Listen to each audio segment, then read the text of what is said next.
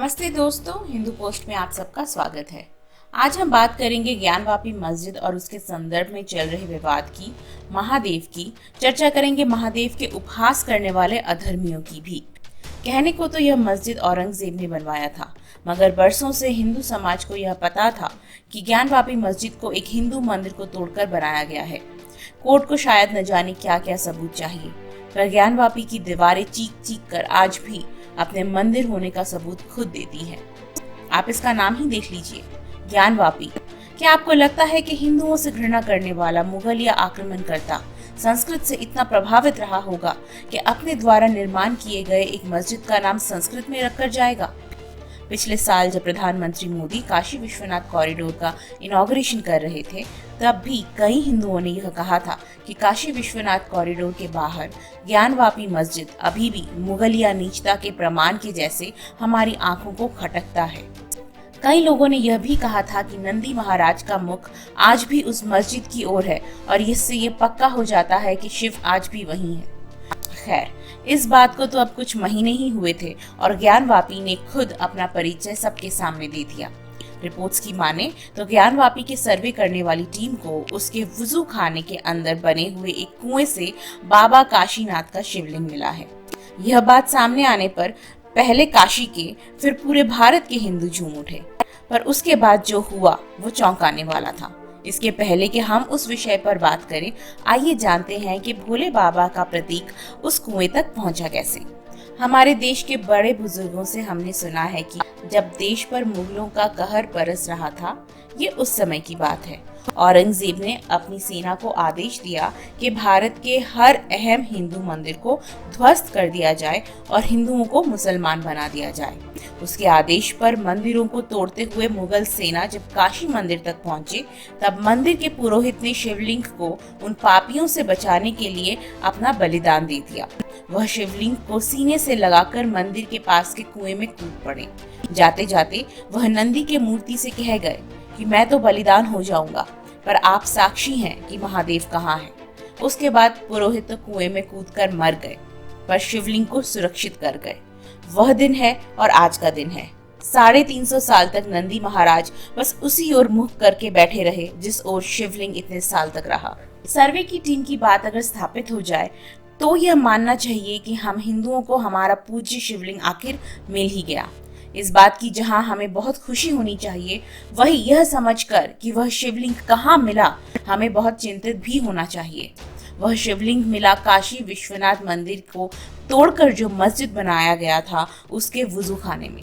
वुजू खाने का मतलब वह जगह जहां मुसलमान नमाज पढ़ने से पहले अपने गंदे हाथ पांव धोते हैं, कुल्ला करते हैं, नाक मुंह धोते हैं। 350 साल से हमारे महादेव को इस तरह से अपमानित किया गया।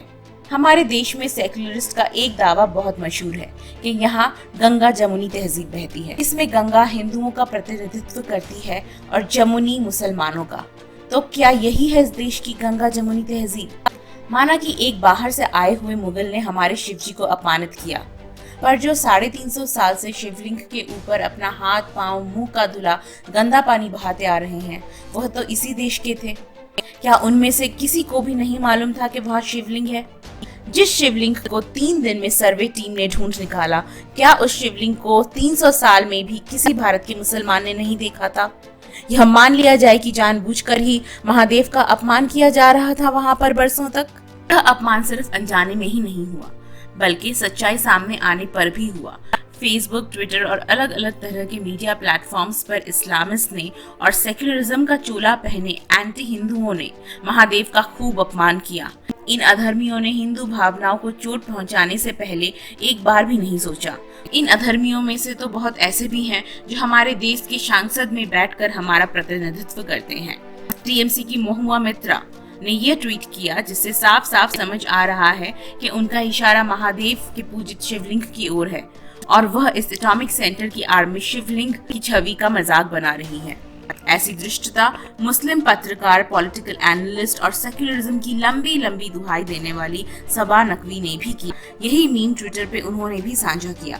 जवाब में उसे हिंदू ट्विटर यूजर्स ने इतनी चेतावनी दी कि उसने वह ट्वीट डिलीट कर दिया और फिर माफी मांगी। अब उसकी मांगी हुई माफी में पछतावा था या बस इमेज खराब होने का डर, ये तो हिंदुओं को खुद समझना होगा। खैर, इन दोनों के ऊपर महादेव का अपमान करने के लिए और हिंदुओं के रिलीजियस सेंटिमेंट्स हर्ट करने के लिए कानूनी केस किया गया है।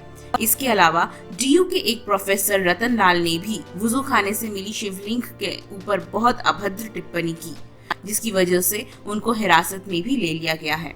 लखनऊ यूनिवर्सिटी के हिंदी प्रोफेसर रविकांत ने भी शिवलिंग के संदर्भ में अभद्र टिप्पणी की, जिसके बाद यूनिवर्सिटी के एक छात्र ने उनका जमकर विरोध किया। छात्रों का विरोध देखकर रविकांत के बचाव में आई इस्लामिस्ट प्रोपेगेंडिस्ट अरफा खानम। उन्होंने यहाँ बड़ी चतुराई के साथ दलित बनाम हिंदू वाली राजनीति खेलने की कोशिश की। यह सुझाया कि रविकांत का विरोध इसलिए किया जा रहा है क्योंकि वह दलित हैं।